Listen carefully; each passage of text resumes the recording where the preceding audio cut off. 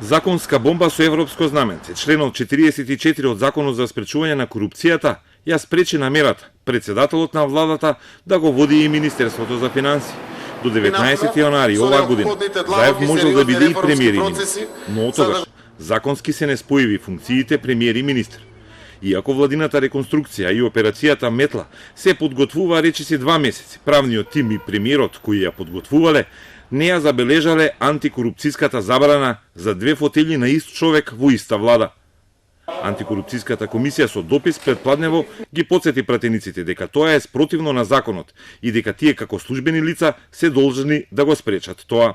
Во случај кога председателот на владата би се избрал за министер за финансии, ќе настане повреда на 2 члена од законот, при што државната комисија ќе биде принудена да превземе конкретни мерки утврдени во законот. За кршење на законот е предвидена глоба до 500 евра. Заев, кога ја представуваше реконструкцијата, рече дека и поради дописот, но и поради негативните реакции во јавноста за двојната функција, ќе ја повлече кандидатурата и привремено ќе го полни министерското столче до избор на наследник на Драган Тевдовски. Дадов налог на кабинетот да пушти предлог за повлекување на кандидатурата моја, односно Зоран Заев за кандидат за министер за финансии. При тоа, секако уставот тоа го дозволува и законот тоа го дозволува. Законот тоа го дозволува и уставот тоа го дозволува, на кога е отворена дилема и дебата, власта, премиерот и сите треба да ја слушаме и опозицијата и телата како што е антикорупцијска. Привременото работење како министер за финансии може да најде лабава законска подлога во членот 11 од Законот за владата, иако пак во друг Законот за организација на државната управа е регулирано дека само заменик министер може да го менува министерот, доколку овој е спречен да си ја врши работата.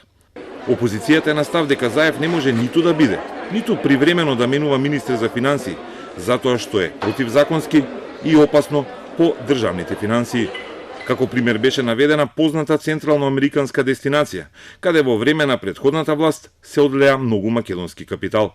Постои една земја во моментот во светот, тоа е Белизе, каде што премиерот е и министер за финансии. И овој премиер на државата Белизе е најспоменуваниот премиер за криминал и корупција. Секој подпис на премиерот врз документ, одлука или акт од Министерството за финансии ќе биде незаконит подпис, незаконита одлука и ќе биде криминал. Не знам точно од каде ви е тоа толку познато за Белизе, ама изгледа знаете од некаде за Белизе. Познато ви е тоа Белизе. Премиерот и текако може да влие на политиките на сите министри.